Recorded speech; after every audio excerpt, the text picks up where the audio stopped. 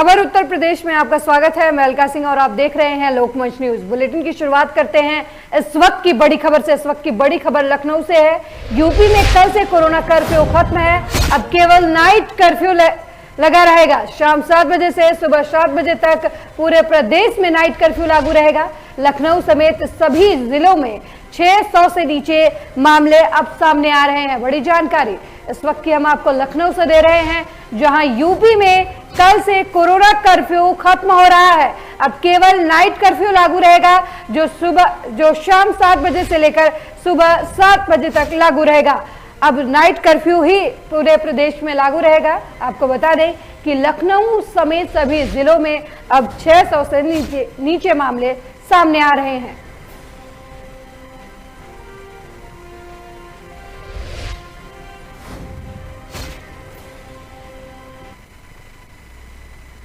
बड़ी खबर लखनऊ से है, जहां विधान परिषद में अब बीजेपी की सीटें बढ़ जाएंगी।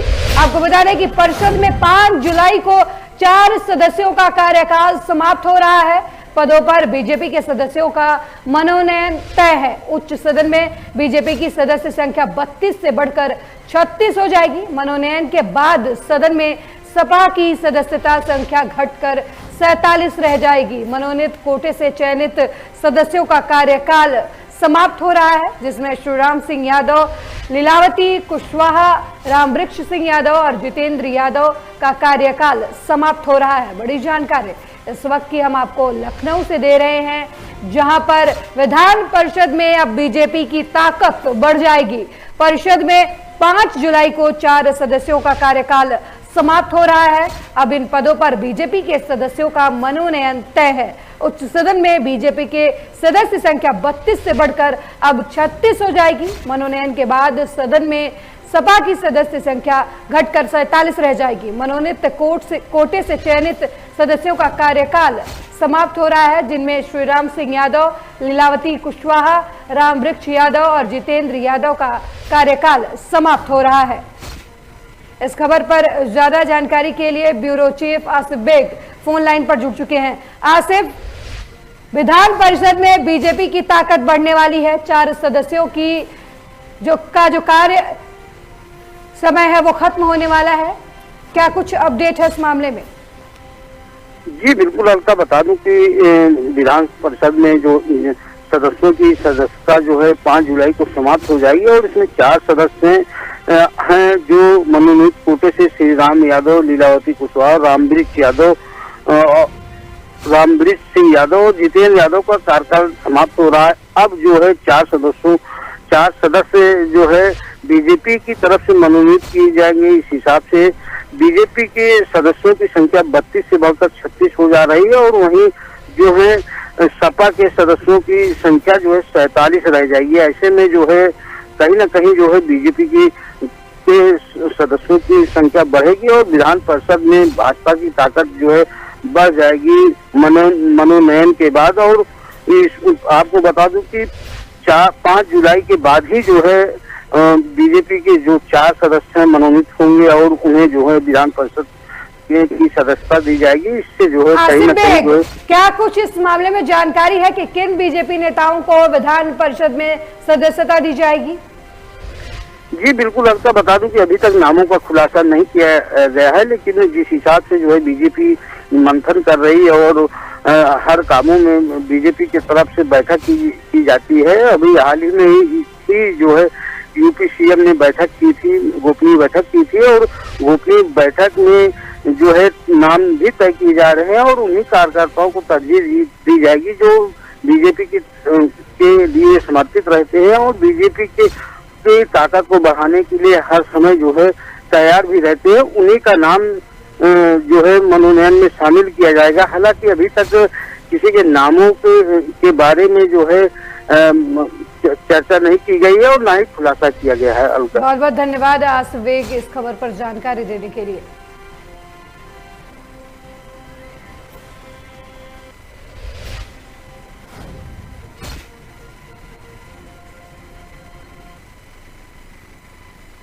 अगली खबर भी लखनऊ से है, जहां महिला प्रधानों को प्रशिक्षण देंगे विश्वविद्यालय।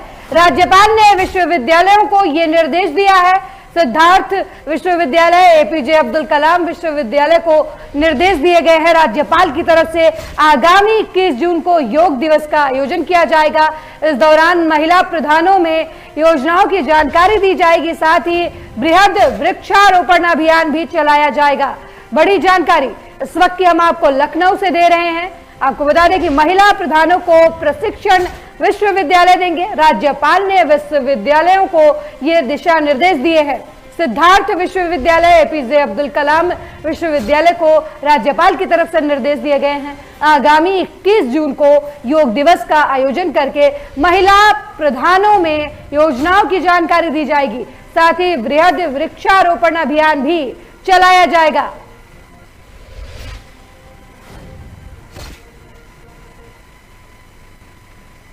अगली बड़ी खबर ही लखनऊ से है, जहां रोजगार से बड़ा फ्रॉड हुआ है।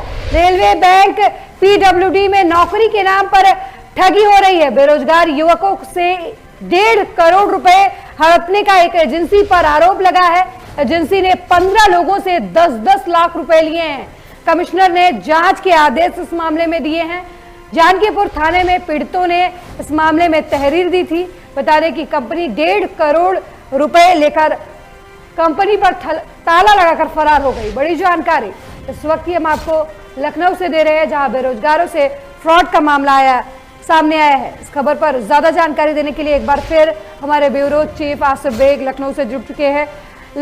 आसिफ, फ्रॉड का मामला सामने आया है। नौकरी के नाम पर लोगों से 10-10 लाख रुपए की ठगी की गई है, क्या कुछ जानकारी है? जी अलका, बता दूं कि पूरा मामला जो है प्रदेश की राजधानी लखनऊ का है, जहां पर जो है रेलवे, बैंक और पीडब्ल्यूडी में नौकरी दिलाने के नाम पर एक एजेंसी खोली गई थी और यहां से ही जो बेरोजगार हैं उन्हें ठगने का सिलसिला शुरू हुआ था। और जो कंपनी संचालक थे उन्होंने लंबे चौड़े जो है सपने दिखाए थे और बैंक, रेलवे, पीडब्ल्यूडी समेत अन्य संस्थानों में, जो सरकारी संस्थान है उसमें नौकरी दिलाने के लिए जो है 10-10 लाख रुपए जो है वसूले थे। और इसमें सैकड़ों बेरोजगार से नौकरी के नाम पर ठगी की गई थी और रातों रात जो है यह एजेंसी जो है फरार हो गई। मामले में जो है जो बेरोजगार युवक थे वह लगातार जो है दौड़ भाग कर पैसा देने के बाद नौकरी की मांग कर रहे थे। क्या कुछ किया जा रहा है इस मामले में? जी बिल्कुल, करोड़ों की इस ठगी के मामले में जो है कमिश्नर ने पूरे मामले में गंभीरता से संज्ञान लिया और मुकदमा दर्ज, जांच के बाद मुकदमा दर्ज करने का जो है आश्वासन पीड़ितों को दिया। हालांकि पीड़ितों का कहना है कि जिस तरह से यह ठगी हुई है और राजधानी लखनऊ के अंदर ऐसी ठगी का खेल जो है चल रहा था, जिस पर जो है पुलिस अगर पहले ही कार्रवाई करती, क्योंकि जिस तरह से एजेंसी खोली जाती है उसमें सरकारी नौकरियां देने के लिए जो है प्रलोभन दिए जाते हैं और इसी प्रलोभन में बेरोजगारी जो है फंस भी जाते हैं। तो इस पर जो है जो एजेंसी है, सरकारी एजेंसियां हैं जो हैं वह भी नहीं जांच करती और रातों रात जो है शटर पे ताला बंद करके जो है एजेंसी फरार हो जाती है करोड़ों रुपए की। इस मामले में जो है जांच की बात कही जा रही है। हालांकि जो है जो बेरोजगार युवक जो ठगे गए हैं वह FIR दर्ज कर जल्द रुपया दिलाने की मांग कर रहे हैं। जी बहुत बहुत धन्यवाद आसिफ बेग इस खबर पर जानकारी देने के लिए।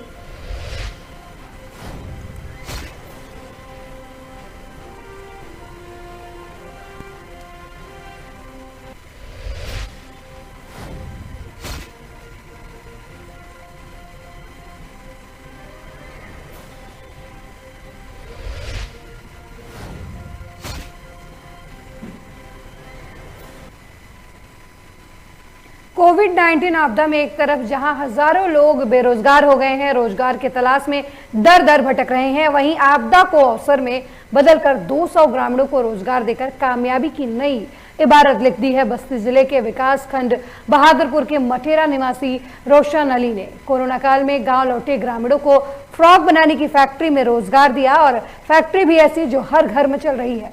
कुछ साल पहले तक रोशन हैदराबाद में बच्चों की फ्रॉक बनाने की एक फैक्ट्री में काम करते थे। वहां उन्हें अच्छी आमदनी होती थी। फिर उन्हें ख्याल आया कि प्रदेश के बजाय क्यों ना गांव चलकर कारोबार जमाया जाए। रोशन अली ने उन महिलाओं और नवयुवकों को जोड़ा जिन्हें रोजगार की तलाश थी। अपने पैसे से लोगों को सिलाई मशीन खरीद कर दी। रोशन के इस पहल से गांव के 50 लोगों को रोजगार मिला हुआ है।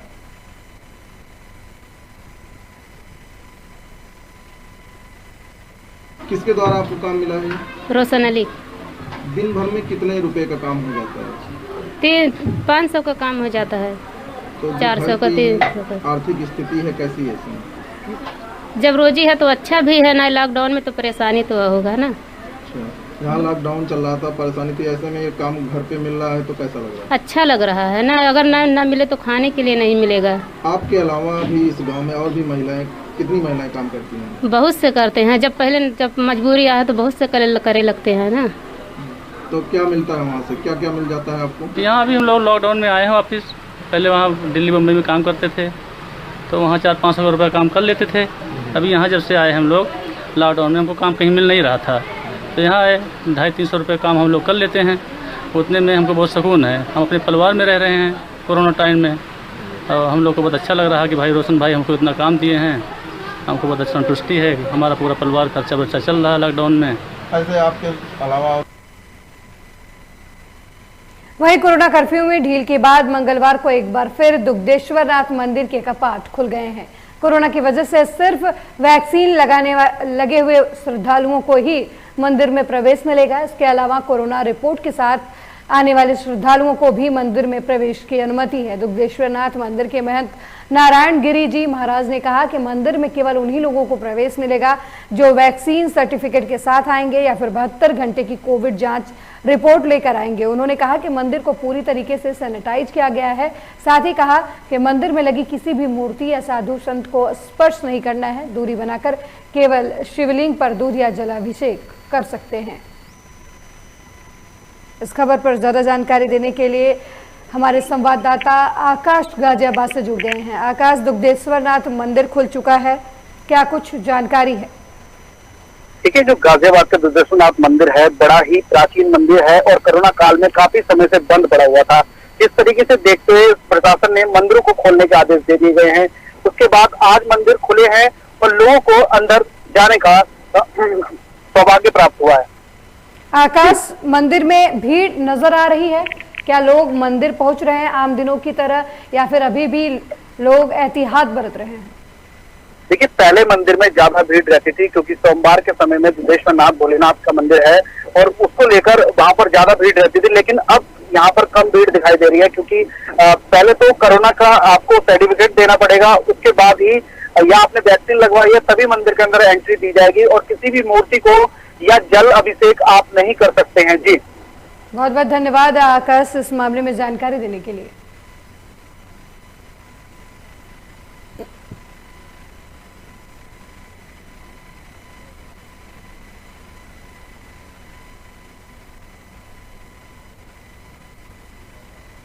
इसमें अनिवार्य रूप से हमने किया है कि एक तो वैक्सीन जो इंजेक्शन लगा चुका है, एक जो डोज ले चुका है उनका प्रमाण पत्र होना चाहिए, या फिर जो है 2 दिन का कोरोना का रिपोर्ट जो है वो जो 72 घंटे के आसपास का कोरोना का नेगेटिव रिपोर्ट होनी चाहिए। उत्तर प्रदेश के पीलीभीत में कोतवाली, पूरनपुर और थाना अमरिया क्षेत्र से जाने वाली प्राइवेट बसों का संचालन कोरोना गाइडलाइन को ताक पर रखकर किया जा रहा है। साथ ही गरीब मजदूरों से मनमाना किराया वसूला जा रहा है। बसों का संचालन के दौरान कोरोना गाइडलाइन का पालन करना तो दूर, सोशल डिस्टेंसिंग की जमकर धज्जियां उड़ाई जा रही हैं। वहीं मामले की सूचना मिलते ही मौके पर पहुंचे पुलिसकर्मी भी कोविड नियमों का पालन नहीं करवा पा रहे। तस्वीरों में साफ देखा जा सकता है कि किस तरह लोगों की भीड़ लगी है और कई लोगों ने तो चेहरे पर मास्क भी नहीं लगाया है। जब इस संबंध में पीलीभीत के ARTO अमिताभ राय से सवाल किया गया तो उन्होंने प्राइवेट बसों को दूसरे प्रदेश में जाना प्रतिबंधित बताया, लेकिन उसके बावजूद भी अगर बसें चल रही हैं तो उनके खिलाफ कार्रवाई करने की बात कही।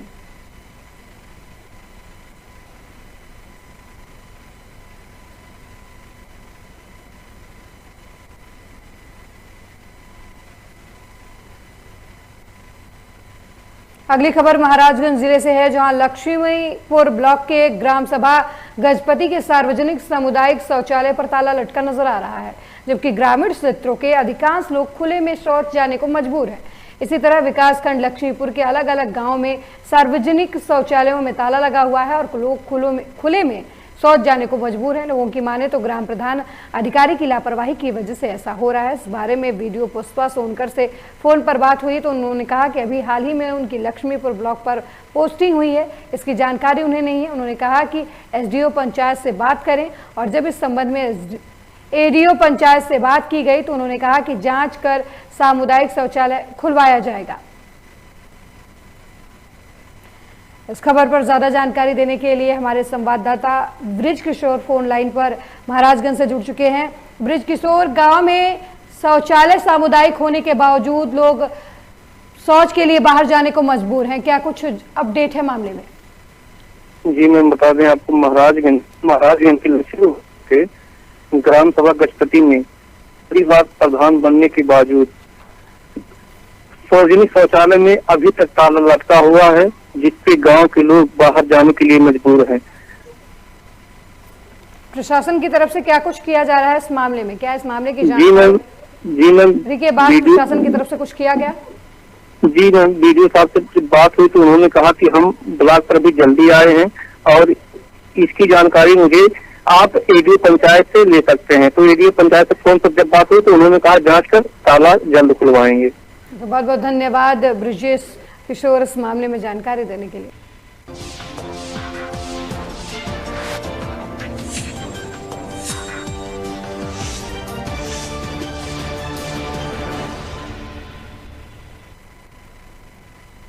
खबर उत्तर प्रदेश देख रहे हैं आप, लोकमंच न्यूज में आपका स्वागत है। मैं हूं आपके साथ सुरभि राजपूत। बुलेटिन की शुरुआत करेंगे बड़ी खबर के साथ। बड़ी खबर राजधानी लखनऊ से सामने आ रही है, जहां WHO के अनुसार हर रोज 10 गुना ज्यादा यूपी में हुए टेस्ट। सीएम योगी की एग्रेसिव टेस्टिंग की रणनीति से यूपी मॉडल देश में सबसे आगे है। ये कहा गया है यूपी में औसतन 3 लाख से ज्यादा टेस्ट हुए हैं। 31 मार्च के बाद हुए कोविड टेस्ट में 64% टेस्ट ग्रामीण इलाकों में हुए। तो इस वक्त की बड़ी और अहम खबर आपकी टीवी स्क्रीन पर यूपी से सामने आ रही है। WHO का दावा है कि हर रोज 10 गुना ज्यादा टेस्ट सिर्फ यूपी के अंदर ही हुआ है। सीएम योगी की एग्रेसिव टेस्टिंग की रणनीति से यूपी मॉडल देश में सबसे आगे रहा। यूपी में औसतन 3 लाख से ज्यादा टेस्ट हुए। 31 मार्च के बाद हुए कोविड टेस्ट में 64% टेस्ट ग्रामीण इलाकों में हुए।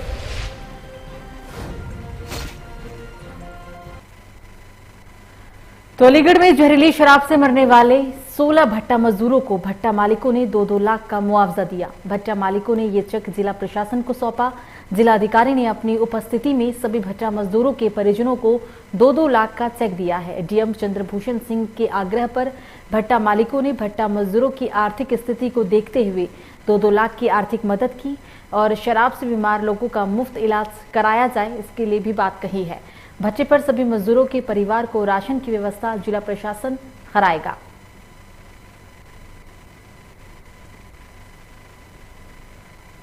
हम लोगों ने 2-2 लाख रुपए मजदूर से जो भी वो हुआ है खत्म हुआ है उसको 2-2 लाख रुपए अपनी तरफ से। क्या नाम है भट्टी का? गुरु नानक ब्रिगेड। ठीक। हाँ, इसमें जो भट्टे पे कुछ मजदूर जमा था तहसील गवाना में जमा थाना अंतर्गत और तहसील कोल में अकराबाद की तरफ से भट्टे के श्रमिक जो नहर में नहाने गए थे, उनको नहर में जो मतलब जो माफियाओं द्वारा शराब जो जब कार्रवाई प्रारंभ होने के बाद जो फेंकी गई थी, वो शराब पीने से कुछ लोगों की मृत्यु हुई थी करीब, और उसमें कुछ लोग बीमार हुए थे। उसमें भट्टे वाले स्वयं अपने तरफ से आगे आकर के उन्होंने 2-2 लाख रुपए प्रति पीड़ित परिवार जिनकी मृत्यु हुई है उनको, और जो घायल थे जिनका इलाज हुआ अस्पताल में, उस अस्पताल में इलाज का भी पूरा खर्चा उन्होंने दिया है। तो खबर हरदोई से, जहां 3 जोड़ी ट्रेनों के संचालन को हरी झंडी मिल गई है। Mughalsarai express, Kashi Vishwanath express, Bareilly Varanasi express के संचालन को अनुमति दी गई। 14 मई और 15 जून से डाउन में ये ट्रेनें चलेंगी। हरदोई सीएमआई अंबुज मिश्रा ने यात्रियों की सुविधा को ध्यान में रखते हुए प्रस्ताव भेजा था। ट्रेनों के संचालन से लखनऊ, बरेली, दिल्ली जाने वाले यात्रियों को फायदा हो सकेगा, लेकिन बरेली वाराणसी एक्सप्रेस के कई ठहराव निरस्त भी हुए हैं।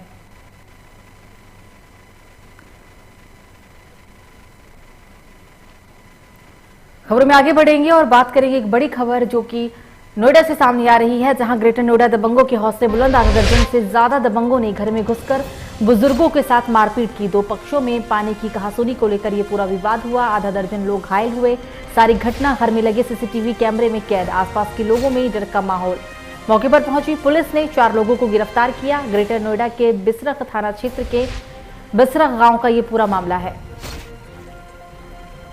इस वक्त की बड़ी और अहम खबर ग्रेटर नोएडा से सामने आ रही है। दबंग के हौसले यहां बुलंद नजर आ रहे हैं। आधा दर्जन से ज्यादा दबंगों ने घर में घुसकर मारपीट की। बुजुर्गों को जमकर पीटा गया। दो पक्षों में पानी की कहासुनी को लेकर ये विवाद हुआ था। विवाद इतना आगे बढ़ गया कि जमकर लाठी डंडे भांसे गए। हालांकि ये जो पूरी घटना है वो पास के ही लगे सीसीटीवी कैमरे में कैद हुई है। सारी घटना घर में लगे सीसीटीवी कैमरे में कैद हुई। आसपास के लोगों में इस घटनाक्रम के बाद दहशत का माहौल है।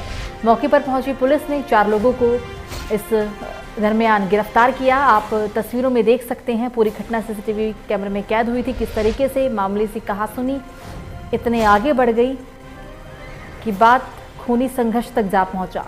ग्रेटर नोएडा के बिसरख थाना क्षेत्र के बिसरख गांव का ये पूरा मामला। इस पूरे मामले में पुलिस ने कार्रवाई करते हुए 4 लोगों की गिरफ्तारी की।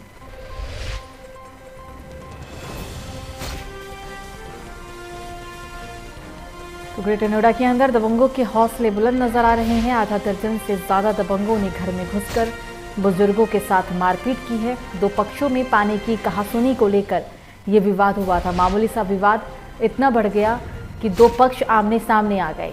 आधा दर्जन इस पूरे घटनाक्रम में घायल हुए। 4 लोगों की गिरफ्तारी भी हुई। सारी घटना घर में लगे सीसीटीवी कैमरे में कैद।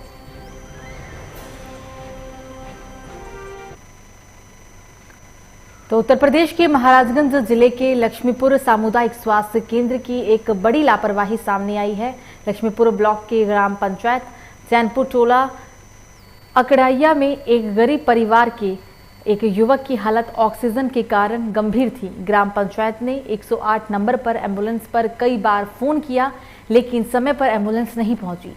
ग्राम प्रधान सूरज के उर्फ बबलू उपाध्याय ने 108 नंबर पर कम से कम 20 बार फोन किया, लेकिन कोल्हुई न्यू पीएससी के एम्बुलेंस वाले ने कहा है कि उसके पास एम्बुलेंस में तेल नहीं है, इसलिए वो एम्बुलेंस लेके नहीं पहुंच सकता।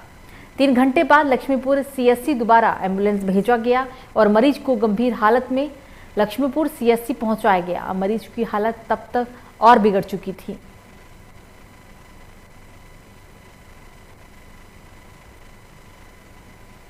तो नोएडा से बड़ी खबर, फोर्टिस अस्पताल का हुआ खुलासा। प्रदूषण नियंत्रण विभाग ने की थी छापेमारी। फोर्टिस अस्पताल प्रबंधक ने करतूतों को छिपाने के लिए कर्मचारी को निकाला। इंजीनियर शशांक ने कर्मचारी राहुल के साथ मारपीट की है। तो इस वक्त की बड़ी खबर नोएडा से सामने आ रही है, जहां फोर्टिस अस्पताल का खुलासा हुआ है। फोर्टिस अस्पताल की करतूत सामने आई है। बताया जा रहा है कि प्रदूषण नियंत्रण विभाग ने छापेमार कार्रवाई की। फोर्टिस अस्पताल प्रबंधक ने करतूतों को छिपाने के लिए कर्मचारी को ही निकाल डाला। इंजीनियर शशांक ने राहुल के साथ मारपीट की थी। तो ये फोर्टिस अस्पताल यूपी के नोएडा का है। अस्पताल प्रबंधन ने अपनी करतूत को छिपाने के लिए ही कर्मचारी को निकाल दिया था। हालांकि इस पूरे मामले का खुलासा अब कर दिया गया।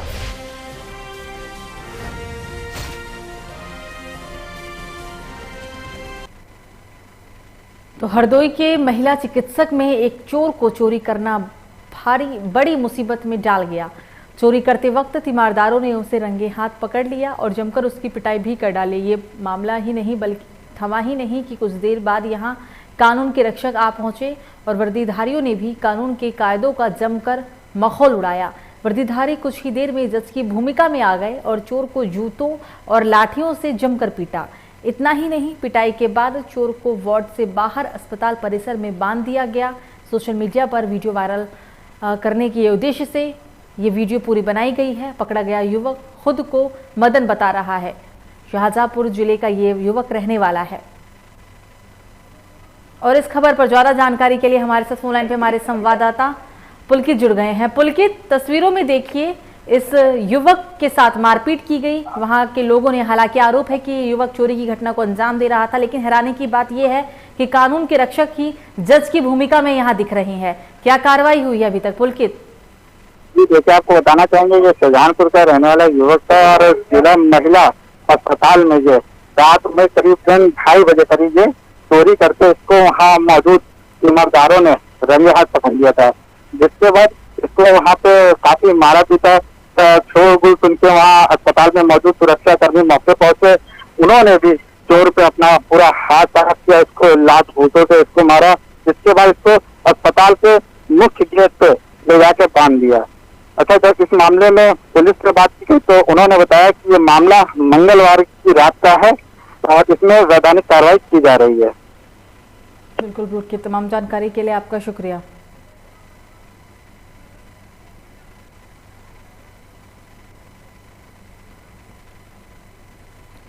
तो खबरों में आगे बढ़ेंगे और अब बात करेंगे अलीगढ़ की, जहां जहरीली शराब पीने से हुई मौतों को लेकर समाजवादी पार्टी के कार्यकर्ताओं ने यज्ञ कर उनकी आत्माओं की शांति के लिए प्रार्थना की और साथ ही साथ हर दुख की घड़ी में परिजनों के साथ खड़े होने का भी दिलासा दिया। इस दौरान सपा जिलाध्यक्ष गिरीश यादव और सैकड़ों सपा कार्यकर्ताओं ने थाना कुआरसी स्थित सपा कार्यालय पर पूरा महामारी और जहरीली शराब से मरने वाले लोगों की आत्मा की शांति के लिए यज्ञ किया। देखिए, समाजवादी पार्टी कार्यालय पर आज जिन लोगों की कोविड में मृत्यु हुई है पिछले दिनों में, और जो अलीगढ़ में लगभग 100 से ऊपर जहरीली शराब से लोगों में मौत हो चुकी है, उसी के तहत उनकी आत्मा की शांति के लिए, उनके परिवार में सुख दुख में समाजवादी साथ है, उनकी आत्मा को शांति मिले, इसी के तहत समाजवादी पार्टी कार्यालय पर हवन और एक का आयोजन किया गया था। क्या सर मौन व्रत रखा गया था आज के? तो संभल से बड़ी खबर सामने आ रही है, जहां बदमाशों ने प्लाईवुड कारोबारी से 1 करोड़ की रंगदारी मांगी। बाइक सवार बदमाशों के जरिए प्लाईवुड कारोबारी के घर पर भेजी गई रंगदारी की चिट्ठी। रंगदारी न देने पर बदमाशों ने अंजाम भुगतने की भी धमकी दी। रंगदारी की चिट्ठी से दहशत में प्लाईवुड कारोबार का परिवार। पुलिस ने अज्ञात बदमाश के खिलाफ एफआईआर दर्ज किया है। पूछताछ के लिए प्लाईवुड कारोबारी के पड़ोसी को हिरासत में लिया गया। चंदौली कोतवाली इलाके का ये पूरा मामला है। चंदौसी का पूरा मामला, बदमाशों ने प्लाईवुड कारोबारी से 1 करोड़ की रंगदारी मांगी है। बाइक सवार बदमाशों के जरिए प्लाईवुड कारोबारी के घर पर रंगदारी की चिट्ठी भेजी गई। हालांकि इस पूरे मामले में पुलिस ने अब पड़ोसी को हिरासत में लिया है। चंदौसी कोतवाली इलाके का ये पूरा मामला, पुलिस ने मामले में कार्रवाई करते हुए पड़ोसी को हिरासत में लिया।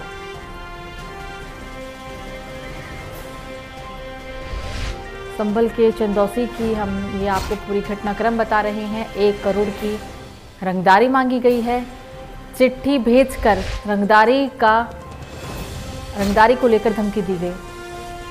और इस खबर पर ज्यादा जानकारी के लिए हमारे साथ फोन लाइन पे हमारे संवाददाता रामवरेश जुड़ गए हैं। रामवरेश, क्या कार्रवाई हुई है? सबसे पहले आप हमें ये पूरा मामला बताएं और फिर क्या कार्रवाई हुई वो बताएं।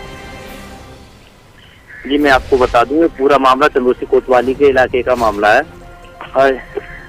तो कुछ बदमाशों ने जो प्लाईवुड कारोबारी है उनके घर पे 1 करोड़ की रंगदारी मांगी है और बाइक सवार के जरिए कारोबारी के घर पे चिट्ठी भेजी गई है। प्लाईवुड कारोबारी ने थाने जाकर के एप्लीकेशन दी है। अज्ञात बदमाशों के खिलाफ एफआईआर दर्ज कर ली गई है। पुलिस जांच में जुटी हुई है। रामवरेश, पड़ोसी को हिरासत में लिया गया पूछताछ के लिए। क्या हो सकता है कि इस पूरे मंसूबे के पीछे पड़ोसी शामिल हो, पड़ोसी का हाथ हो? जी, शुरू में बता दूं, ये पड़ोसी को हिरासत में ले लिया गया है। पड़ोसी को थाने ले जाकर के पूछताछ जारी है। अभी पुलिस ने ऐसा कुछ बताया नहीं है। अज्ञात बदमाशों के खिलाफ रिपोर्ट दर्ज कर ली गई है। बिल्कुल रामवरेश, तमाम जानकारी के लिए आपका शुक्रिया।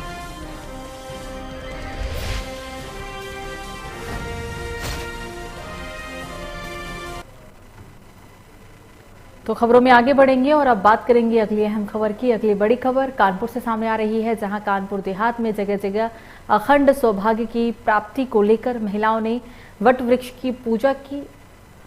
उमस भरी गर्मी में पति की उम्र की कामना के लिए निर्जला व्रत रखा और 16 श्रृंगार कर वट वृक्ष को कच्चा सूत लपेटकर परिक्रमा की गई। पति की लंबी उम्र की इन महिलाओं ने कामना की है। मान्यता है कि सावित्री ने यमराज से अपने पति सत्यावन के प्राण वापस लाने के लिए इस व्रत को रखा था और तब से ही इस व्रत को महिलाएं करती हैं।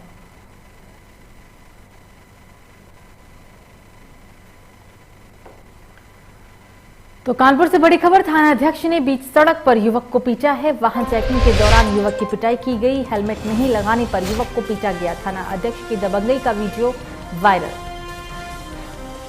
थाना अध्यक्ष के द्वारा मारपीट। इस युवक का कसूर ये है कि इसने हेलमेट नहीं लगाया हुआ था, लेकिन खुद यहां पर भी पुलिस वाले जज की भूमिका में नजर आ रहे हैं। चालान काटने के बजाय युवक के साथ थानाध्यक्ष ने मारपीट की। और इस खबर पर ज्यादा जानकारी के लिए हमारे साथ फोन लाइन पे हमारे संवाददाता हिमांशु जुड़ गए हैं। हिमांशु, थाना अध्यक्ष की ये दबंगई है। थाना अध्यक्ष को इस युवक का चालान करना चाहिए, ना कि खुद ही जज बनकर सजा सुना देनी चाहिए। हिमांशु। सुरभि जी, मैं आपको बताना चाहूंगा कि जो नियमावली है मोटर व्हीकल एक्ट की, उसके तहत आप युवक को रोके उसका चालान कर सकते हैं, ना कि उसको किसी प्रकार से अभद्रता और ना ही मारपीट कर सकते हैं। आप साफ तौर से देख सकती हैं पनकी एसओ जो है, उन्होंने किस तरह से युवक का मुंह दबा दिया कस के और उसको अभद्र भाषा का प्रयोग किया, उसको उसके साथ गाली गलौज करी उन्होंने, ठीक है, जिससे कि जब ये मामला सोशल मीडिया पे वायरल होता हुआ मामला देख उन्होंने फिर कुछ ही देर बाद अपने क्या वो जो लड़के थे जिनका उन्होंने गला मुंह दबाया था, उनके फिर द्वारा फिर सोशल मीडिया पे पुलिस यहाँ की मैसेज डाल रही है कि क्या बोलते हैं, हमको सर ने समझाया था, हमारे साथ अभद्रता नहीं हुई है। तो कहीं ना कहीं इस प्रकार से जो पुलिस की छवि है वो धूमिल होती नजर आ रही है। आप मारने का अधिकार आपको नहीं दिया है किसने, आपको चालान करने का अधिकार। वीडियो वायरल होने के बाद कोई कार्रवाई हुई है अभी तक थाना अध्यक्ष के खिलाफ?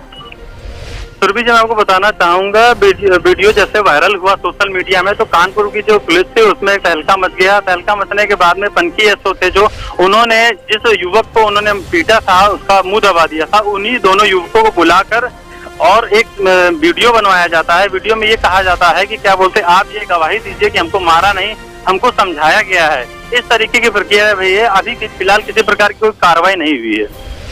पुलिस अपनी साख बचा रही, किसी तरह की कोई बात बड़ी ना हो। बिल्कुल, मतलब पहले मारपीट और फिर वीडियो वायरल होने के बाद दबंगई भी। मानसी, तमाम जानकारी के लिए आपका शुक्रिया।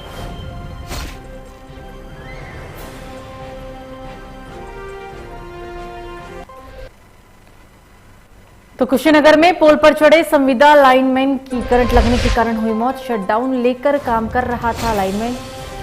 शटडाउन लेकर काम करते समय ही बिजली गिरी थी। कुमाऊं सदस्य की मौत से परिवार पर टूटा विपत्तियों का पहाड़। आक्रोशित लोगों ने कसा तमोही मार्ग पर जाम किया है। मृतक के परिजन को नौकरी और मुआवजा दिलाने की मांग की गई।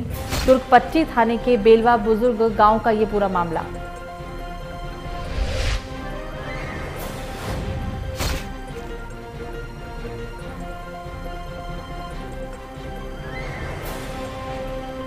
कुशीनगर से का ये पूरा मामला। पोलमैन पर चढ़े संविदा लाइनमैन की करंट लगने के कारण मौत हुई है। शटडाउन को लेकर ये युवक पोल पर चढ़ा था, लेकिन बिजली लगने की वजह से उसकी जान चली गई।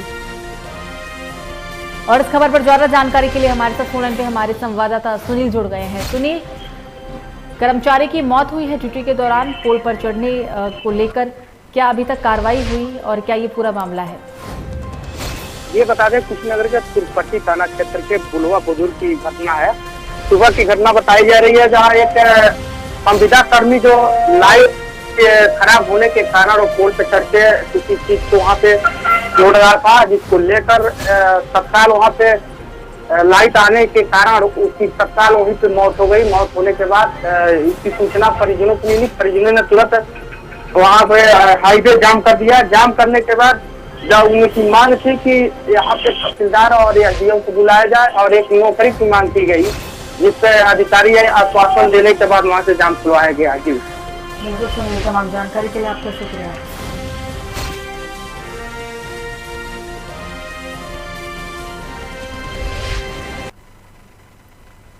तो यूपी सरकार ने प्रदेश में किसानों का गेहूं 15 जून तक तौल कराने का लक्ष्य दिया है, लेकिन ऐसा होते नहीं दिख रहा है, जिस पर फतेहपुर जिले में भारतीय किसानी यूनियन ने किसानों के एक पंचायत बिंदकी के मंडवा गांव में प्रदेश सरकार और जिला प्रशासन पर किसानों के गेहूं तौल को लेकर गंभीर आरोप लगाते हुए कहा है कि पूरे प्रदेश में क्रय केंद्रों में दलाल हावी है। किसानों का कहना है कि 50% और 50% दलाल का गेहूं तौल हुआ है। किसानों को 1 महीने पहले टोकन मिलने के बाद भी क्रय केंद्रों में किसानों का गेहूं तौल नहीं किया गया। 2 दिन बारिश भी हुई और इस कारण तौल भी बंद रखा गया, लेकिन किसानों का गेहूं अभी तक तौल नहीं हुआ और दलालों के गेहूं तौल हुआ, जबकि किसान 40% गेहूं खेतों केंद्र को दे रहे हैं। जिला प्रशासन ने बिंदकी खराई केंद्र में पुलिस को लाकर किसानों को रोकने का काम भी किया। उनका कहना था कि अगर किसानों का तौल नहीं किया जाता है तो जिले भर में किसान बढ़ चढ़कर आंदोलन को मजबूर हो जाएंगे। पूरे जिले में समस्या है, लोगों को टोकन नहीं जनरेट हो रहा है, टोकन नहीं दिए जा रहे हैं। जून के मई के टोकन है, उनका धान अब भी नहीं खरीदा जा रहा। अभी किसानों ने हमसे बताया कि बिंदकी तहसील के गेट पर पुलिस फोर्स लगा दी गई है। जो किसानों का मई का टोकन है वो लेके जा रहे हैं, उनको वहाँ से वापस किया जा रहा है। पूरे जनपद में किसानों के साथ बहुत धोखा हुआ है, कहीं भी तौल किसानों की नहीं की जा रही है, सिर्फ दलालों की। तो गाजियाबाद के राजनगर एक्सटेंशन इलाके से एक वीडियो वायरल हुआ है। वीडियो में दिखाई दे रहा है कि एक कुत्ते ने सोसाइटी में खड़े 2 बच्चों पर अचानक हमला कर दिया। इसके बाद सोसाइटी के कर्मचारी और गार्ड आकर डंडे से कुत्ते को भगाते हुए नजर आ रहे हैं। कुत्ते का बच्चों पर हमला करने वाला वीडियो काफी खौफनाक है, क्योंकि कुत्ते के हमले का ये वीडियो सोशल मीडिया पर जमकर वायरल भी हुआ। घटना के बाद से ही दोनों बच्चे काफी डरे सहमे हैं।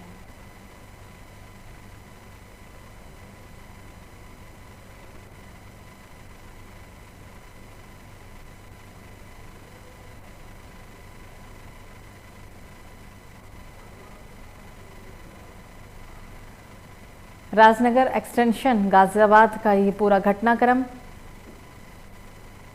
कुत्ते के हमले में एक बच्चे घायल हुई है। आप देखिए तस्वीरों में 2 बच्चे सोसाइटी में खड़े हुए नजर आ रहे हैं, लेकिन तभी अचानक एक कुत्ते ने इन दोनों ही बच्चों पर हमला कर दिया।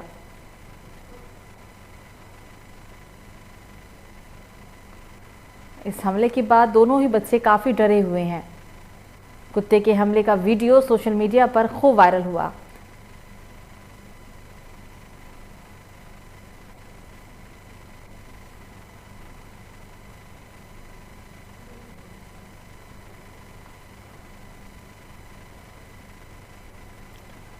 तो नोएडा में बंद पड़ी कंपनियों में चोरी करने वाला गिरोह क्या हुआ पर्दाफाश। एक पुरुष अभियुक्त और 5 महिला अभियुक्त की गिरफ्तारी की गई। कब्जे से 35,000 रुपए नकद, सीलिंग फैन, मोटरसाइकिल, चेन बरामद किया गया। नोएडा सेक्टर 58 थाना क्षेत्र का ये पूरा मामला।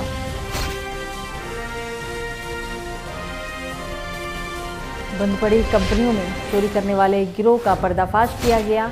एक पुरुष और 5 महिला की गिरफ्तारी की गई और इन सभी के पास से 35,000 रुपए की नकदी, सीलिंग फैन, मोटरसाइकिल और चेन बरामद किया गया। ये पूरा घटनाक्रम नोएडा सेक्टर 58 थाना का है।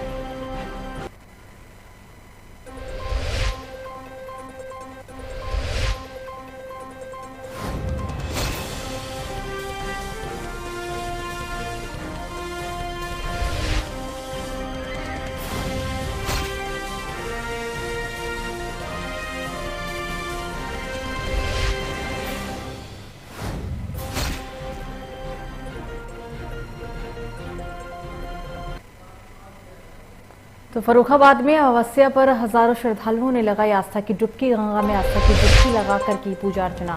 कोविड गाइडलाइन का जमकर किया गया उल्लंघन। गंगा घाट पर नहीं दिख रहा पुलिस प्रशासन का पहरा।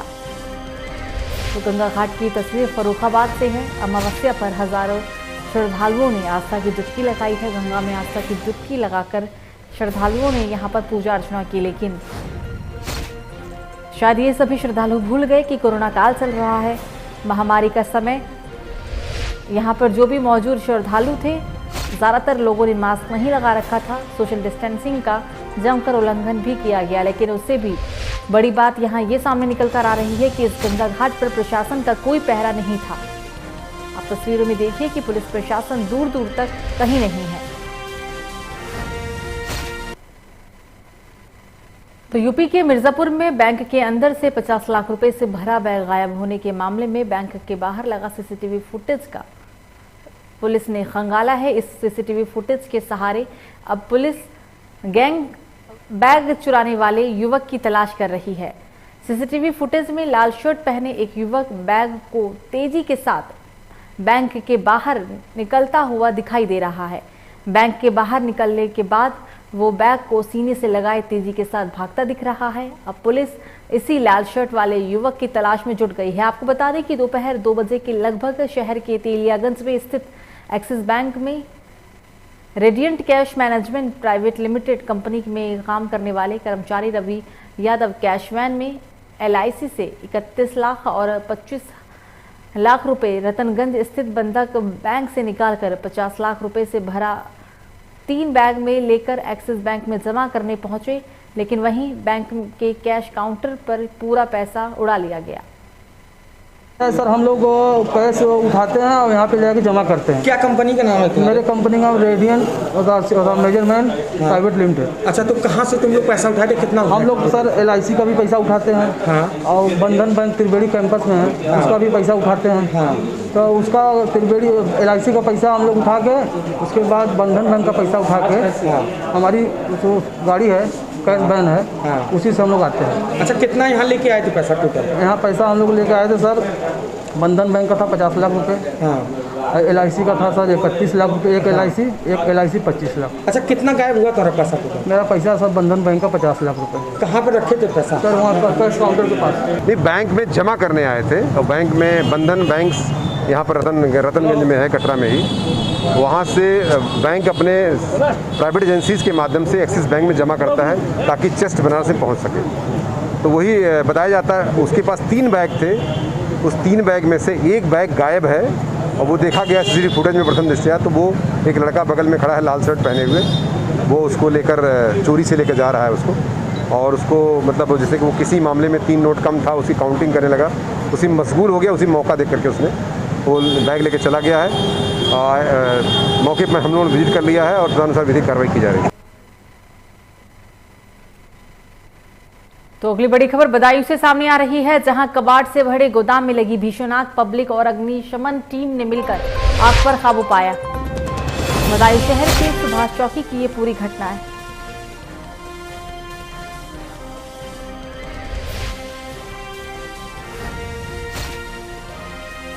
कबाड़ के गोदाम में ये आग लगी है। आग कितनी भयानक थी, आग के इस काले गुब्बार को देखकर आप अंदाजा लगा सकते हैं। हालांकि आग पर काबू पा लिया गया है। शहर के सुभाष चौक की ये घटना। अच्छी बात यहाँ ये है कि इस भीषण आग पर काबू पा लिया गया।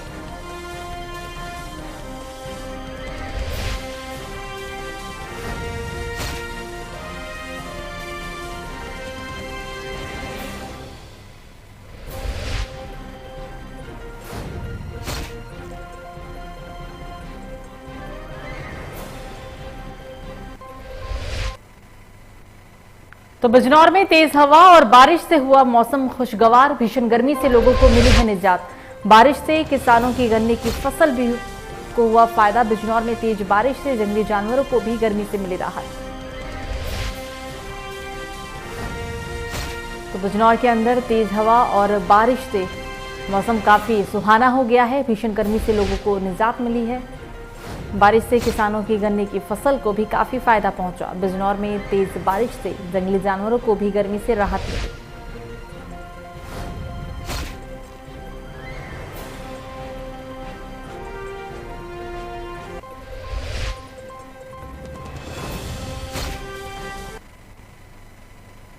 तो फिलहाल